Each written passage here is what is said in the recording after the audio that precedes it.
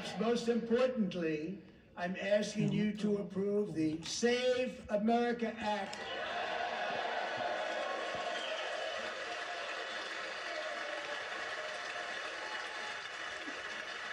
To stop illegal aliens and others who are unpermitted persons from voting in our sacred American elections. That cheating is rampant in our elections. It's rampant.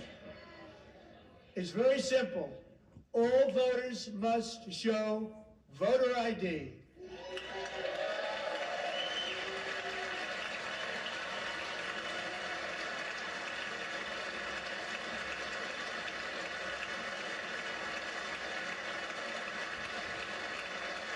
All voters must show proof of citizenship in order to vote.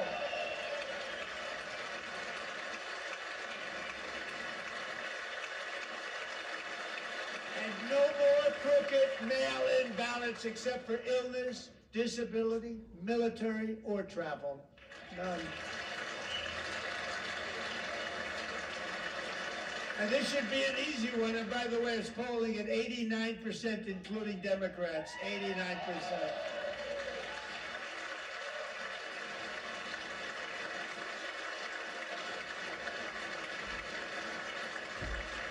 And even the new communist mayor of New York City, I think he's a nice guy, actually. Speak to him a lot. Bad policy, but nice guy. Just said they want people to shovel snow. They got hit hard. Wants them to shovel snow, but if you apply for that job, you need to show 2 original forms of ID and a Social Security card. Yet they don't want identification for the greatest privilege of them all, voting in America. No, it's no good. No good. Both Republicans and Democrats overwhelmingly agree on the policy that we just enunciated. And Congress should unite and enact this common sense, country-saving legislation right now, and it should be before anything else happens.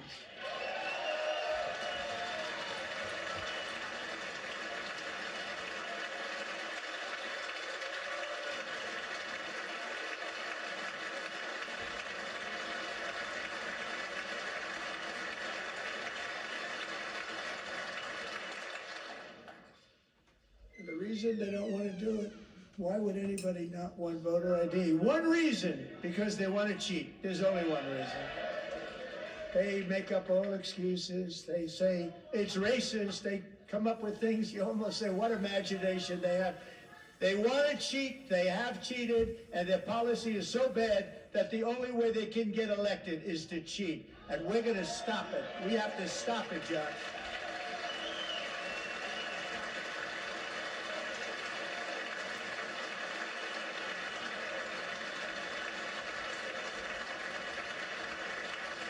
And here is one more opportunity to show common sense in government. In the gallery tonight are Sage Blair and her mother, Michelle. In 2021, Sage was 14 when school officials in Virginia sought to socially transition her to a new gender, treating her as a boy and hiding it from her parents. Hard to believe, isn't it? Before long, a confused Sage ran away from home after she was found in a horrific situation in Maryland. A left-wing judge refused to return Sage to her parents because they did not immediately state that their daughter was their son. Sage was thrown into an all-boys state home and suffered terribly for a long time.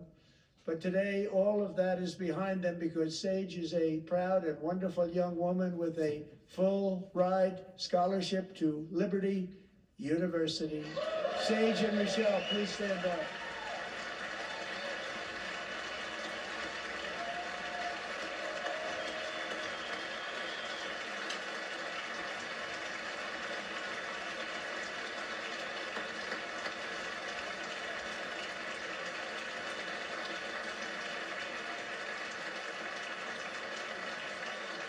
And thank you for your great bravery. And who can believe that we're even speaking about things like this? 15 years ago, if somebody was up here and said that, they'd say, what's wrong with him? But now we have to say it because it's going on all over numerous states without even telling the parents.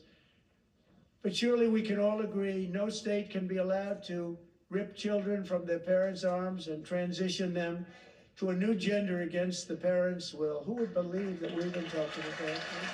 We must ban it, and we must ban it immediately.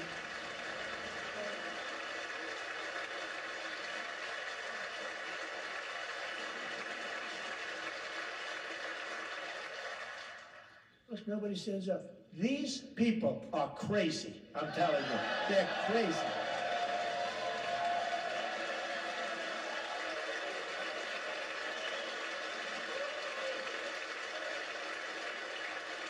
Amazing. Boy, oh boy. We're lucky we have a country. With people like this, Democrats are destroying our country, but we've stopped it just in the nick of time, didn't we?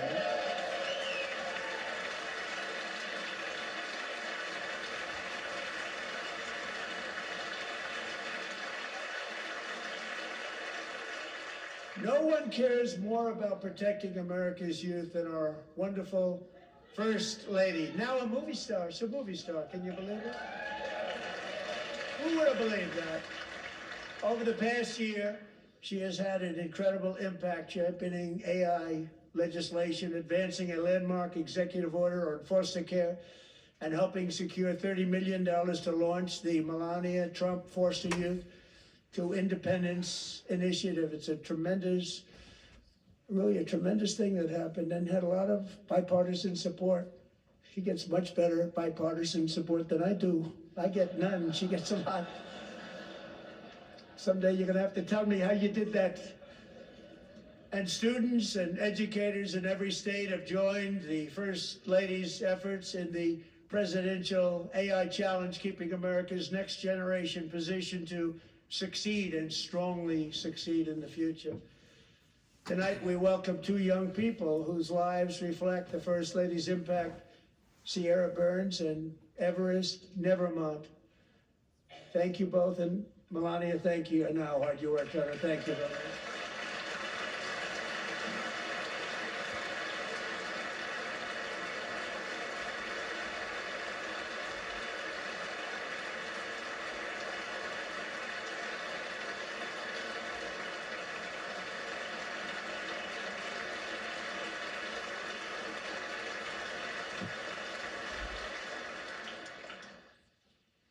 I'm very proud to say that during my time in office, both the first 4 years and in particular this last year, there has been a tremendous renewal in religion, faith, Christianity, and belief in God.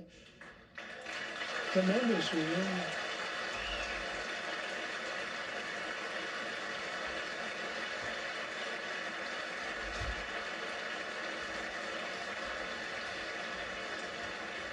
This is especially true among young people, and a big part of that had to do with my great friend, Charlie Kirk, a great guy, great man.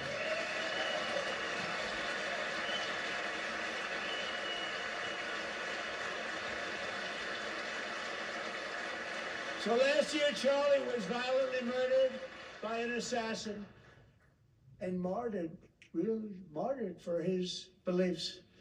His wonderful wife, Erica, is with us tonight. Erica, please stand.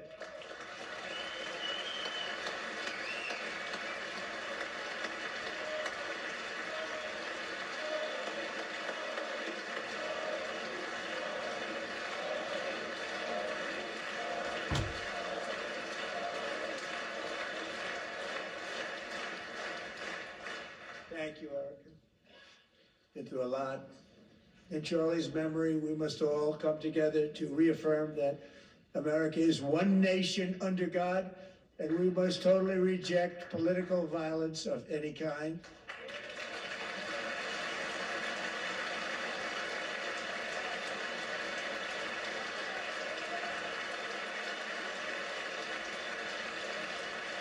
We love religion, and we love bringing it back, and it's coming back at levels that nobody actually thought possible. It's really a beautiful thing to see.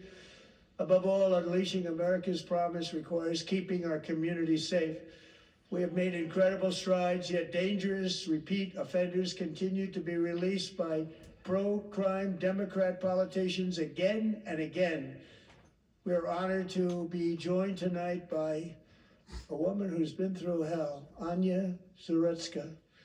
In 2022, she and her beautiful daughter, so beautiful, what a beautiful young woman, Irina, fled war-torn Ukraine to live with relatives near Charlotte, North Carolina. And by the way, what's going on with Charlotte? Last summer, 23-year-old Irina was riding home on the train when a deranged monster who had been arrested over a dozen times and was released through no cash bail stood up and viciously slashed a knife through her neck and body. No one will ever forget. There were people on that train. No one will ever forget the expression of terror on Irina's face as she looked up at her attacker in the last seconds of her life. She died instantly. She had escaped a brutal war only to be slain by a hardened criminal, set free to kill in America, came in through open borders. Mrs. Zarutska, tonight I promise you we will ensure justice for your magnificent daughter, Irina.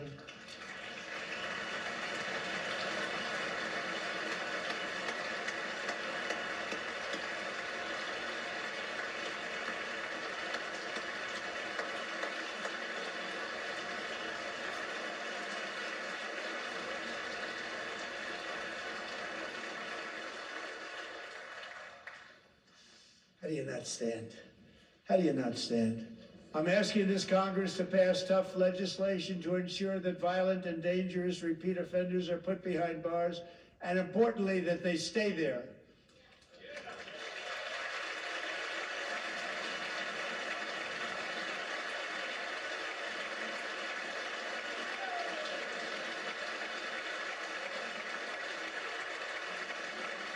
Starting last summer, I deployed our National Guard and federal law enforcement to restore law and order to our most dangerous cities, including Memphis, Tennessee, big success, New Orleans, Louisiana, big success, and our nation's capital itself, Washington, D.C., where we have almost no crime anymore in Washington, D.C. How did that happen?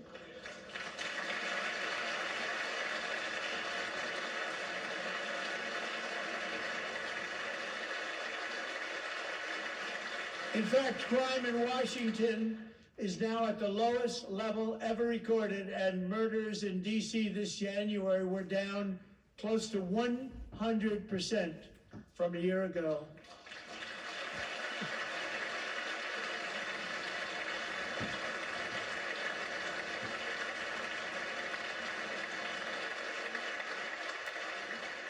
They don't like to hear that. One of the sick people, one of the brave service members who helped achieve this stunning turnaround was 20-year-old West Virginia Army National Guard Specialist Sarah Beckstrom. After a 4-month deployment, she voluntarily extended her service, and her rank was going to be lifted. She was doing so well. They were so proud of her. But the very next day, she was on patrol near the White House when she was ambushed and shot in the head by a terrorist monster from Afghanistan. Shouldn't have been in our country. And all because she wore the uniform of our nation. She was shot. He traveled here because he didn't like people wearing our uniform. He was sick and deranged, shouldn't have been in our country. Sarah Beckstrom died in order to defend our capital, and we are honored to be joined by her wonderful parents, Gary and Eva Lee. Your daughter was a true American patriot, and she will be greatly missed. She was a great person. I saw reports on her. They've never seen anything like her.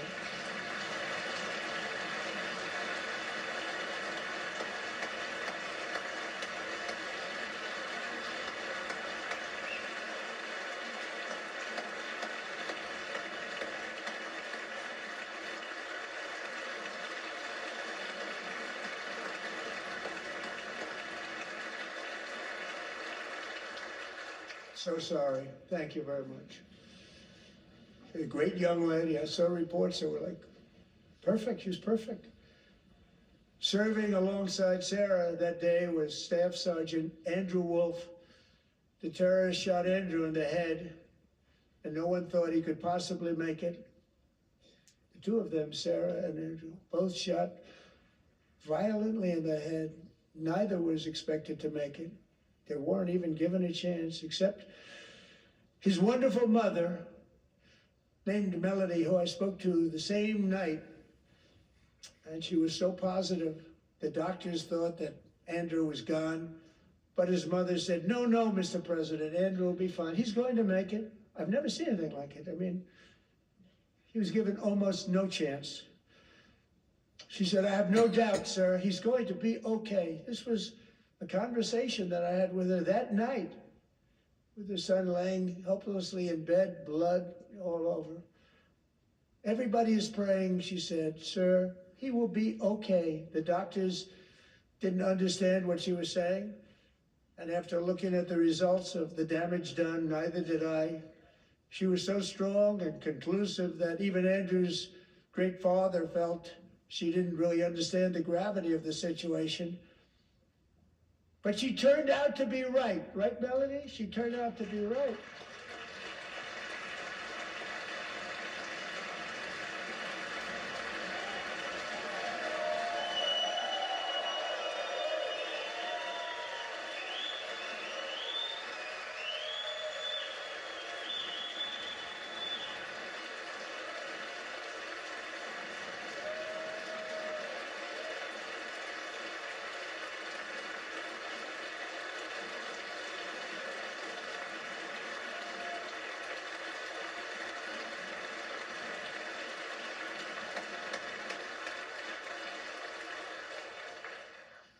Amazing, actually.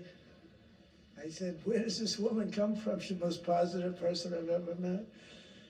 With God's help, Andrew has battled back from the edge of death, and we're talking about the edge of death, on his way to a miraculous recovery. He's got a little work to do, but he's doing great. Nice to see you. He's a good-looking guy.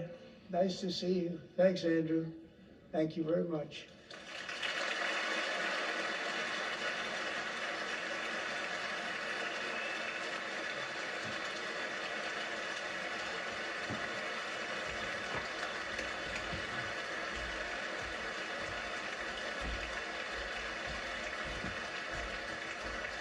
So Andrew, while you're up, now I'm going to ask a highly respected General James Seward to present Staff Sergeant Andrew Wolf and the great family of Sarah Beckstrom with the award created by our late great President George Washington himself. It's called the Purple Heart.